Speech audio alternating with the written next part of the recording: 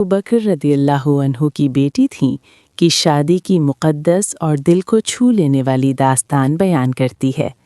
ये कहानी नबी अकरम के एक इल्हामी ख्वाब से शुरू होती है, फिर निकाह के मराहिल, सादा मगर मोहब्बत भरी घरेलू ज़िंदगी और आखिर में मदीना की तरफ हिजरत तक पहुंचती है।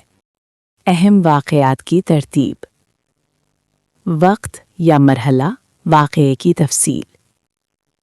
इब्तिदाई ख्वाब।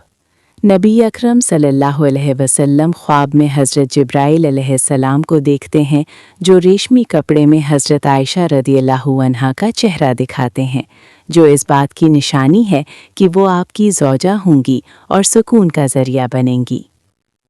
बार बार ख्वाब की तस्दीक। बार बार आने वाले ख्वाब नबी अकरम के दिल से तमाम शुबहात दूर कर देते हैं और हज़रत आयशा से निकाह को अल्लाह का हुक्म समझकर कबूल किया जाता है। हज़रत आयशा से मुलाकात। हज़रत खदीजा रदियल्लाहु अन्हा के इंतकाल के बाद नबी अकरम हज़रत अबू बकर के घर तशरीफ़ ले जाते हैं और कम उम्र हज़रत आयशा को गुड़ियों से खेलते देखते हैं, जिससे उनकी ज़हानत ज़ाहिर होती है।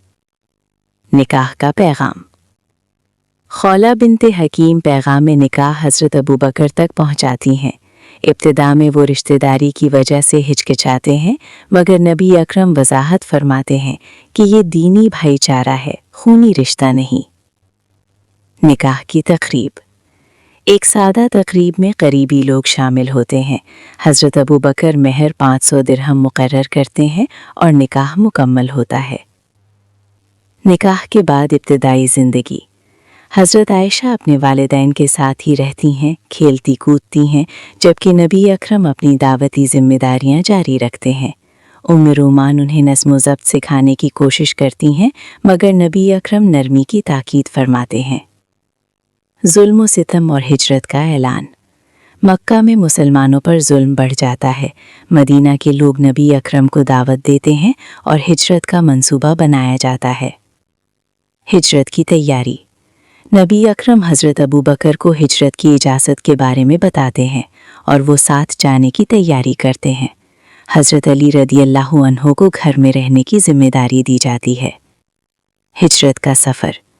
नबी अकरम और हज़रत अबू बकर खुफिया तौर पर मदीना रवाना होते हैं और मुश्किलात का सामना करते हैं। हज़रत आयशा को मदीना लाना। तकरीबन 3 माह बाद हज़रत आयशा और उनका ख़ानदान मदीना पहुंचता है।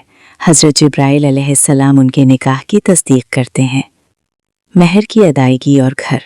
हज़रत अबू बकर मुकम्मल महर अदा करते हैं और हज़रत आयशा नबी अकरम के सादा घर में मुंतकिल हो जाती हैं। घरेलू ज़िंदगी। सादा घर, कम वसाइल, मगर मोहब्बत, सुकून और रूहानी बरकत से भरपूर ज़िंदगी। अहम नुकात और झलकियाँ। इल्हामी तस्दीक। नबी अकरम के ख्वाब इस निकाह की इल्हाई ताईद को ज़ाहिर करते हैं। हज़रत आयशा की ज़हानत। कम उम्री के बावजूद उनकी हाजिर जवाबी और ज़हानत नुमाया थी। निकाह की तफसीलात। पहलू तफसील। महर 500 दिरहम। तकरीब सादा और मुख्तसर। शुरका करीबी अहले खाना और सहाबा। दीनी भाईचारा।